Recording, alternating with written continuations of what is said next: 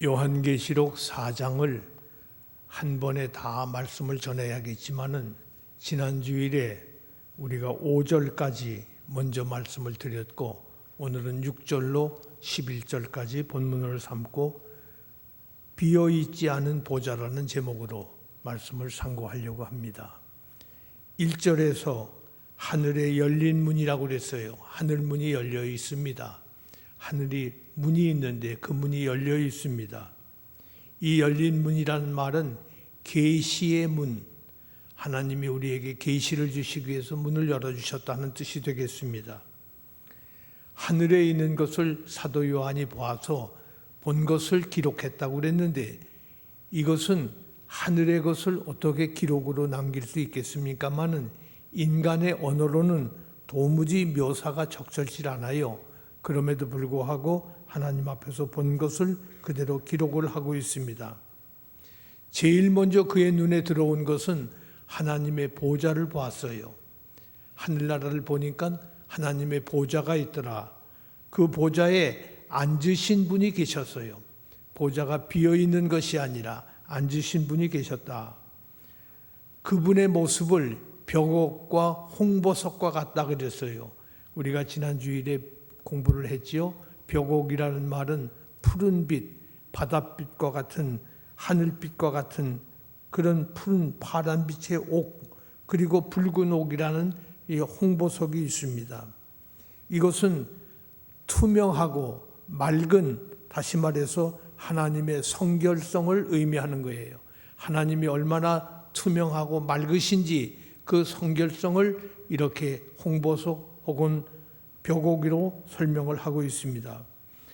그런데 그 하나님이 앉으신 보좌의 주변에 에메랄드 무지개가 주변에 덮여 있습니다. 이 무지개는 여러분 아시는 대로 노아 홍수 때에 다시는 내가 홍수로 인생들을 심판하지 않겠다, 그런 약속으로 주신 하나님의 언약의 증표가 무지개입니다.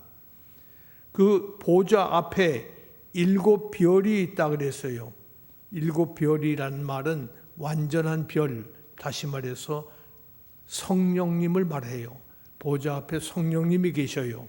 그리고 거기에 24장로들이 있다고 그랬어요. 여기 24장로가 그냥 서 있는 게 아니에요. 흰옷을 입고 있다. 흰옷을 입은 24장로가 있다. 그리고 그들은 금면류관을 썼다고 그랬습니다. 여러분, 24장로는 장로 24명이 있다는 말이 아니고 모든 성도들을 대표한 사람들을 24장로로 표현한 거예요. 흰옷을 입었다는 말은 스가랴 3장에 대제사장 여호수아라는 사람이 사탄에 의해서 하나님께 고발을 당했어요. 사탄이 하나님, 여호수아 대제사장 내가 고발합니다. 무슨 고발의 내용이 뭔고 하니 이 사람이 입은 옷이 누더기 옷이에요. 다시 말해서 불에서 꺼낸 숯불과 같은, 여러분 부지깽이 있죠? 불에서 꺼낸 그 숯덩어리, 그 부지깽이처럼 옷이 아주 낡았고 아주 누덕누덕 불티가 있고 아주 더러워진 옷, 그런 옷을 입은 것이 바로 이 대제사장 여호수아입니다 라고 고발을 해요. 이런 옷을 입고 어떻게 하나님 앞에 섭니까? 안 되지 않습니까? 하고 고발을 한 거예요. 그런데 잘 보세요. 요한계시록 7장 14절에 이렇게 말씀하고 있어요. 어린 양의 피에 그 옷을 씻어 희게 하였더라. 대제사장의 옷이 불에 탄 그슬린 옷과 같았지만은 그러나 어린 양의 피로 깨끗하게 해서 흰 옷을 되게 하셨다. 희게 하였더라. 이 말씀은 뭘 말하는고 하니 은혜로 흰 옷을 입게 되었다. 하나님 나라에 가면 우리 전부 흰 옷을 입을 사람들이에요. 그런데 흰 옷을 입는다는 말은 지난번에 말씀드린 대로 백의 민족이 된다는 말이 아니라 예수의 피로 씻기움을 받은, 죄 용서함을 받은 하나님의 백성이 된 은혜를 받은 사람이다. 우리 다 은혜로 구원받은 거지요. 그러니까 은혜 없이는 구원이 없습니다. 금면류관을 쓰고 있다는 말은 다스리는 사람들, 이 사람들이 온 세상을 마지막 심판할 사람들이라는 거예요. 그리고 거기에서 번개와 음성과 내송 소리가 하늘 보좌에서 들려 나왔습니다. 그 보좌 앞에 수정과 같은 유리바다가 펼쳐져 있다. 참 이상하지요? 아니, 하늘나라에도 바다가 있는가? 물이 있을까? 이것은 실제로 물이 있는 바다를 말하는 것은 아닙니다. 수정과 같이 맑은 유리바다, 유리로 된 바다다. 유리바다다. 맑은 수정을 가른 넓은 바다를 이렇게 표현한 것입니다. 그때 사도 요한에게 음성이 들려옵니다. 이리로 올라오라, 하늘나라로 올라오라고 하늘 위에서 음성이 들렸어요. 요한이 바다 같은 유리바다를 건너서 하늘나라로 올라갔는지 거기에 대해서 정확히 말은 없습니다마는 아무튼 영광과 위엄의 보좌, 유리바다를 건너서 지금 하나님 앞에 가야 되는데 그 하나님의 순수성, 그 하나님의 수정같이 맑은 그 성결함에 그 유리바다를 건너야 하나님 앞에 갈 수 있는데 하나님과 인간 사이에 마주볼 수 없는, 가까이 갈 수 없는 이런 거리가 있는 것을 유리바다로 표현을 한 것입니다. 여러분들이 너무 많이 아시는 대로 여기 유리바다가 정말 뭘까? 성소의 모델을 예루살렘 성전에 지을 때에 그 모델을 삼고 지었어요. 그런데 열왕기상 7장 23절에 이렇게 되어 있습니다. 또 바다를 부어 만들었으니 그 직경이 10규빗이요 모양이 둥글며 높이는 5규빗이요 주위는 30규빗줄을 두를만 하며 바다를 부어 만들었는데 높이 길이 넓이가 제한되어 있어요. 역대상 4장 6절에 의하면 제사장들은 제의에 필요한 세척, 제사 지낼 때 필요한 도구를 닦아야 되지 않겠습니까? 세척하거나 특히 번제에 필요한 것들을 씻기 위해서 놋쇠를 부어 만든 물통, 이 물통에 물이 있는 것을 바다라고 표현한 거예요. 요한이 바라본 이 바다는 물이 있는 바다가 아니라 오히려 놀라운 바다입니다. 요한일서 1장 9절에 만일 우리가 우리 죄를 자백하면 그는 미쁘시고 의로우사 우리 죄를 사하시고, 물로 씻는다고 안 그랬어요. 우리 죄를 사하시고 우리를 모든 불의에서 깨끗하게 하실 것이요. 바닷물에 목욕해서 깨끗해지는 것이 아니라 죄를 자백하면 하나님은 미쁘시라는 말은 faithful해서 믿을 만한 분이시기 때문에 의로우사 우리 죄를 용서하시고 깨끗게 하신다. 이 말은 우리 죄를 물로 씻기우는 것이 아니라 하나님 앞에서 회개하면 은혜로 용서를 받는다. 은혜를 받는 것을 말합니다. 그러니까 수정과 같은 바다, 유리바다, 6절에 수정이라는 말을 영어로 크리스탈과 같이 맑은 유리바다. 우리는 매일 아침마다 새벽마다 일어나서 가장 정직한 고백을 하나님 앞에 해야 돼요. 우리가 지은 죄가 너무 많습니다.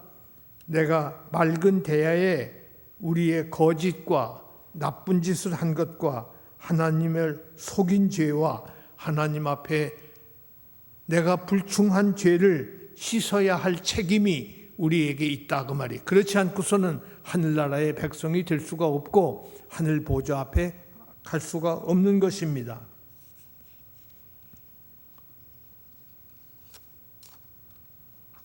그런데 놀랍게도 여기 지금 하나님 앞에 이런 모습들이 있는데 유리바다 앞에 보좌와 7 영과 24장로가 있고 4 생물이 있다고 그랬어요.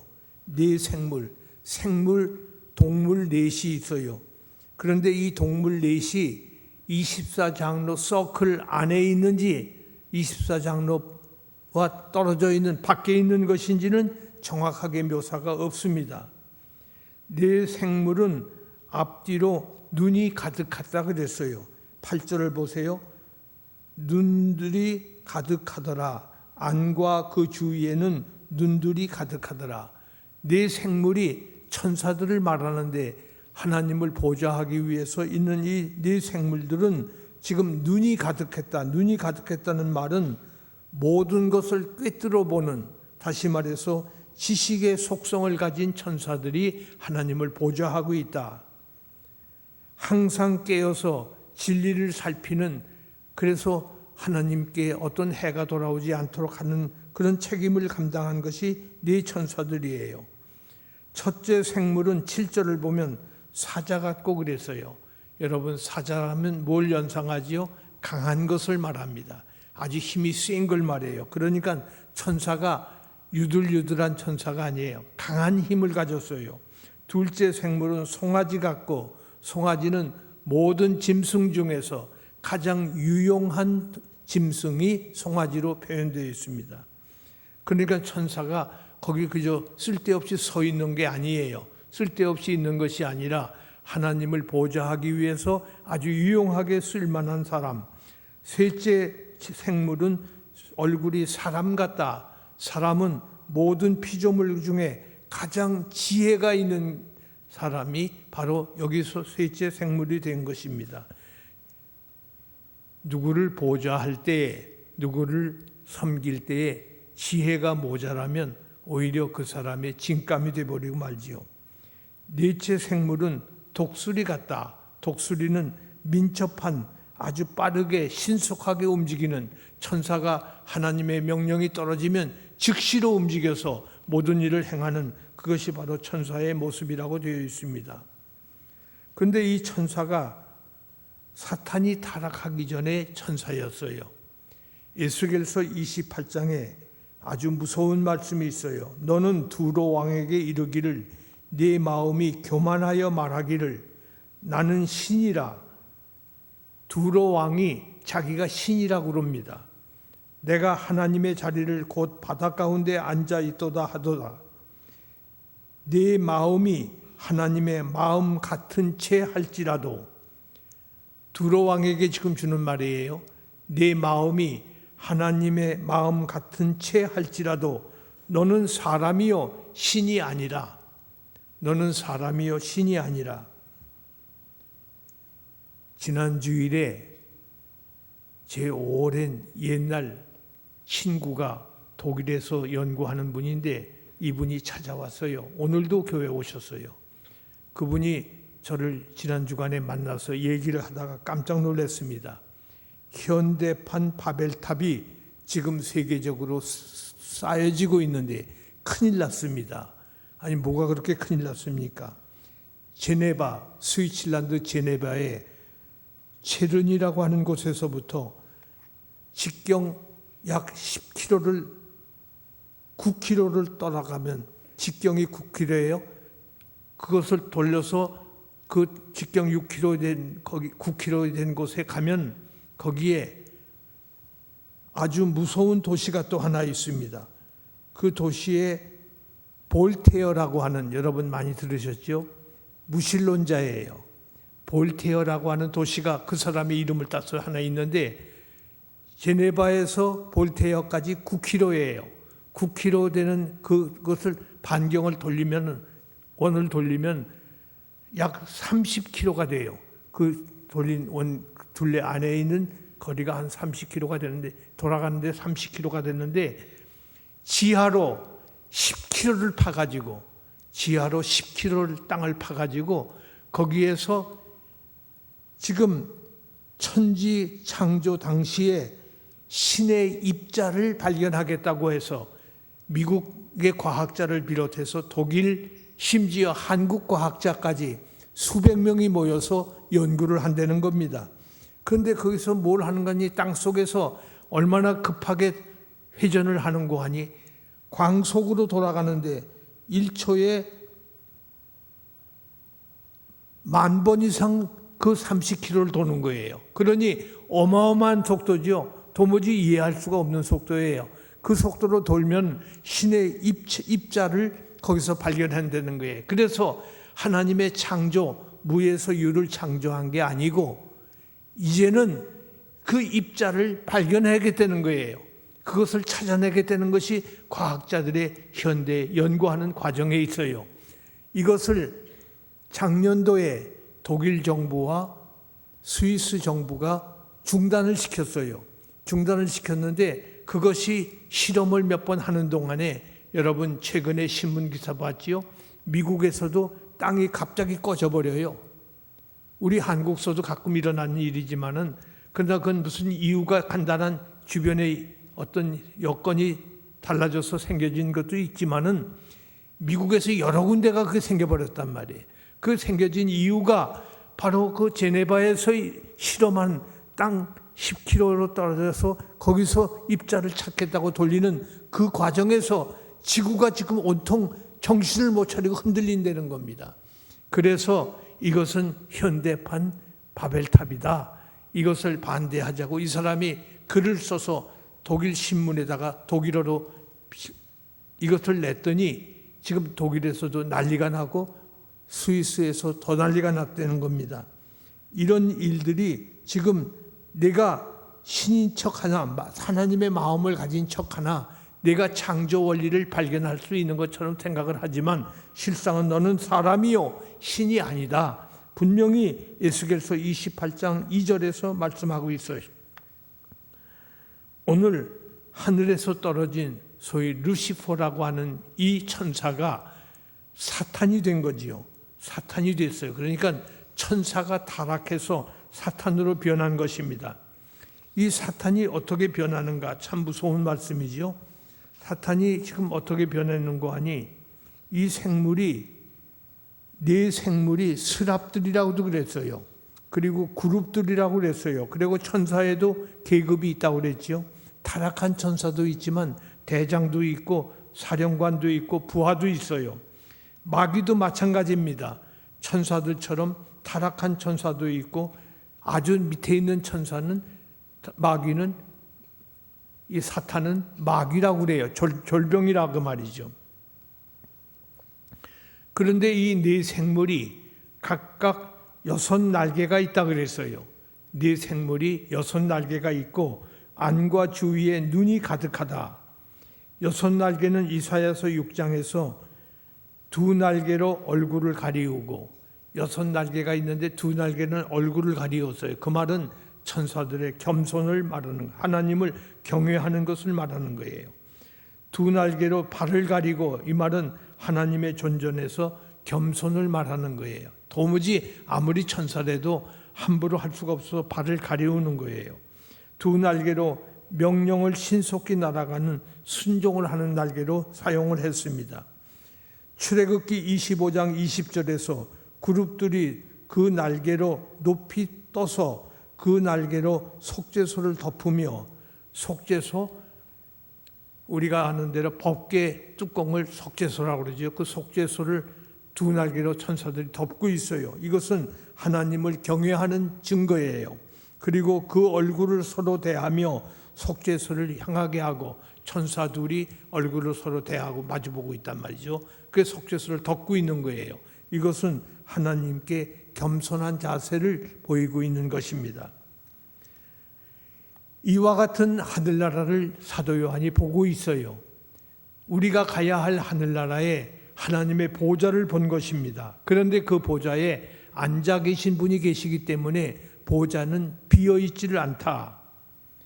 사도 요한이 천국에 가서 제일 먼저 본 것이 보좌라고 그랬는데 그 보좌가 비어있지 않고 성부, 성자, 성령이 계시고 24장로가 있고 흰옷 입은 성도들이 있는 곳이 바로 이 하나님의 보좌가 있는 곳입니다. 그런데 잘 보세요. 이 일이 언제 일어났던 일이냐? 이게 중요합니다. 사도 요한이 본 이 보좌를 본 이 사건이 2장과 3장, 계시록 2장과 3장에서는 소아시아 교회들이 환난을 당하고 있는 7교회에 편지를 보내는 바로 그때에 일어난 사건이에요. 그리고 로마 황제가 기독교를 공식적으로 박해를 하고 있던 때예요. 기독교가 굉장히 시험을 많이 당하고 있던 때입니다. 크리스찬이라고 하면 무조건 잡혀서 죽어야 했고 사자의 밥이 되든가 환난을 당하거나 고난을 당하고 있던 그런 때입니다. 사도 요한조차도 그리스도를 증거하다가 예수는 부활하신 분이라고 증거하다가 잡혀서 반모섬에 유형을 온 귀향살이를 하고 있는 바로 그런 때에 사도 요한이 지금 계시로 하나님의 보좌를 보게 된 것입니다. 하나님이 어떤 분이지요? 만왕의 왕, 만주의 주, 주의 주예요. 모든 세상에 주가 있다면 그의 주가 하나님이, 왕이 있다면 왕의 왕이 하나님이에요.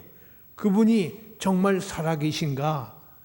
그분이 정말 살아계시다면 하나님의 백성, 성도들을 사랑하고 계신가 하는 질문을 하는 사람들이 여전히 있습니다. 미국에 살고 있는 유대인 랍비 가운데 퀴즈너라고 하는 랍비가 있어요.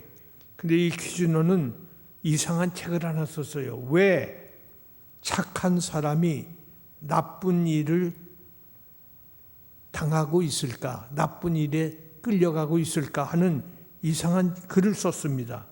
이 작품은 미국에서 한동안 베스트셀러로 많은 사람들이 읽기를 시작했어요. 이 퀴즈너라고 하는 사람이 도전을 한 것은 뭔고 하니 유대인이니까 유대인의 신과는 하나님은 전능하신 하나님으로 믿지 않아요? 그런데 전능하신 하나님이라면 왜 착한 사람이 고통을 당하느냐 이거죠. 그러니까 하나님은 전능하시지 않거나 다시 말해서 유대인의 신관을 부정한 거예요. 그래서 사람들이 호기심을 가지고 읽기 시작한 겁니다. 그리고 이 사람이 하는 말이 뱀장어나 미꾸라지처럼 재난이 하나님의 통제에서 빠져나와서 착한 사람에게도 불행이 닥치는 것이다. 이런 결론을 내린 거예요. 아니면 하나님이 전능하시지 못하다면 하나님이 전능하신데 그렇게 불행이 닥쳐오는 이유는 하나님께서 아마도 인간을 사랑하지 않으신 연고일 것이다. 전능하시지 않거나 사랑이 부족하거나 하는 둘 중에 하나일 거라는 겁니다. 그러나 분명히 만주의 주가 되시고 만왕의 왕이 되시는 하나님께서 지금도 사도 요한의 계시에 의하면 보좌에 앉아 계셔요. 성부, 성자, 성령, 24장로 그리고 거기에 수종드는 보좌를 수종드는 천사들이 있고 눈들이 있어서 사방을 조금 지키고 있는데 어떻게 그 하나님이 죽으신 하나님이 아니시고 살아계시고 지금도 역사하시는 하나님이신데 이런 일이 벌어지겠는가? 하나님은 지금도 그 보좌에서 뭘 하고 계실까? 심판하실 이제 5장부터 나오는 심판의 얘기가 나와요. 심판을 준비하시기 위해서 두루마리를 펴실 준비를 하고 계신다. 두루마리가 펴지면서 심판이 일어나는 거예요. 그 하나님이 지금도 살아계시고 우리 성도들의 기도를 받으시는 기도의 향이 그 보좌에 올라가는 그런 것을 계시로 요한은 보고 있습니다. 다시 말해서 지금도 모든 세상 우주 만물을 다스리고 계시고 보좌에 앉아 계신 하나님이 계신데 살아계신데 역사를 주장하시고 개인의 생사화보고 인생의 모든 것을 주장하시는 하나님이 계신데 이것을 우리가 믿는다면 우리 삶은 달라질 것이라 그 말이죠. 다시 말해서 우리가 오늘 이 말씀을 설교로 들을 때에 하나님이 살아계시고 하나님이 역사를 주관하고 계시고 지금도 우리의 모든 것을 컨트롤 타워로 그분이 움직이시는 그분이 모든 것을 행사하시는 분인 것을 믿고 하나님께서 내 모든 것을 내 주변 환경을 핸들을 잡고 계신 분이 하나님이심을 믿는다면 우리의 생각은 달라져야 할 것이다. 그런 말입니다. 욥기서에 보면 욥이 고민을 해요. 나의 가는 길을 오직 그분이 아시나니 그가 나를 단련하신 후에는 내가 정금같이 나오리라. 나의 가는 길을 그분이 아신다. 근데 내가 지금 고통을 당한다. 그러다 이 고통을 내가 잘만 지나면 이 단련 후에는 내가 정금같이 불 속에 금덩어리가 들어가서 24K가 되듯이 정금같이 내가 단련돼서 나올 것이다 하는 말씀을 욥기서에서 23장에서 하고 있습니다. 욥은 계속 이렇게 말하고 있어요. 나를 왜 하나님이 고난의 골짜기로 옮겨 놓았을까? 나는 모르지만 하나님은 아신다. 내가 왜 고난의 골짜기로 떨어졌는지 하나님은 아시고 계신다. 하나님은 오른쪽에서도 일을 하시고 왼쪽에서도 일하시지만 보이지 않는 경우가 있다. 답답하다. 그러나 하나님의 주권을 믿고 나는 그 하나님의 주권을 인정할 것이다. 하나님이 내 인생의 핸들을 잡고 계시기 때문에, 하나님이 내 모든 것에 핸들을 잡고 계시기 때문에 나는 하나님의 주권을 인정할 수밖에 없고 그를 믿을 수밖에 없다. 우리가 아는 다니엘 시대에 보이는 이스라엘 나라는 패망을 하고 말았습니다. 신바벨론의 느부갓네살 왕이 이스라엘을 삼켜버렸어요. 많은 사람들은 이스라엘은 끝났다고 생각을 했습니다. 그러나 다니엘이 하나님께 환상을 봤습니다. 바벨론, 페르시아, 그 다음에 로마, 헬라, 로마, 바벨론, 페르시아, 헬라, 로마가 연속적으로 그런 나라를 환상으로 본 거예요. 근데 그때 공중에 이상한 뜨인 돌이 하나 공중에서 돌이 공중에 떠 있다가 그것이 그 발치를 때려버렸어요. 그 사람의 형상이 네 나라가 한꺼번에 다 망해버립니다. 그때 그 상은 무너질 수밖에 없지만은 영원한 나라가 거기서 세워지게 될 것이다. 그것이 메시아의 나라인 것을 다니엘은 환상으로 보고 있는 것입니다. 이제 8절에 돌아가서 네 생물이 6날개가 있는데 안과 주위에 눈이 가득하더라. 뭐라고 그럽니까? 거룩하다, 거룩하다, 거룩하다. 주 하나님 곧 전능하시니여 전에도 계셨고 이제도 계셨고 장차 오실 자라 하신지라. 이제도 계시지만 전에도 계셨고 장차 오실 그분이 거룩하다, 거룩하다, 거룩하다. 그분은 거룩하신 분이에요. 하나님의 거룩성, 하나님의 성결함. 그 나라에 갈 사람은 하나님을 뵈야 할 텐데 하나님을 마주해야 할 때 하나님은 거룩하신 분이기 때문에 우리가 성결하지 못하고 흰옷을 입지 못한 성결을 입지 못한 사람은 하나님 나라에 갈 수가 없어요. 그러니까 우리가 이 세상에 살면서 성결과 흰옷으로 예수의 보혈로 씻어주는 은혜를 받은 사람만이, 성결한 은혜와 은혜를 받은 사람만이 하늘나라 백성이 될 수 있고, 무지개, 다시 말해서 약속의 언약의 무지개를 믿는 믿음을 가진 사람이, 다시 말해서 하나님 앞에서 성결과 은혜뿐만 아니라 믿음과 사랑을 가진 사람이 하나님 나라에 들어갈 수 있는 하나님의 백성이 되는 것입니다. 하나님의 거룩성, 전능성, 영원을 찬송하되 영광과 존귀와 감사를 하나님께 돌리자. 10절과 11절을 보면 24장로들이 엎드려 경배하고 그랬어요. 경배를 하는데 다리 꼬고 앉아서 경배하는 게 아니고 엎드려 경배합니다. 순종을 말하는 거예요. 그리고 쓰고 있던 면류관을 벗어서 보좌 앞에 던지면서, 보좌는 하나님이 계신 하나님 앞에 면류관을 쓰고 있는 걸 벗으면서, 이건 내 면류관이 아닙니다. 내가 공로를 세운 것이 없습니다. 이건 하나님의 은혜로 주신 것이니 이 면류관은 하나님의 것입니다 하고 면류관을 던지면서, 우리 하나님이여 영광과 존귀와 능력을 받으소서, 하나님이 영광을 받으라는 말씀을 해야 되는 거예요. 그것이 우리 성도가 해야 할 일이라 그 말이에요. 내가 조금 무슨 일을 했다고 해서 그걸 자세하는 사람이 있어요. 그걸 공로라고 치하하는 사람이 있어요. 내가 그래도 이 교회를 위해서 어떤 일을 했는데, 내가 어떤 책임이 있는데 하면서 그걸 공로로 세우는 사람이 있어요.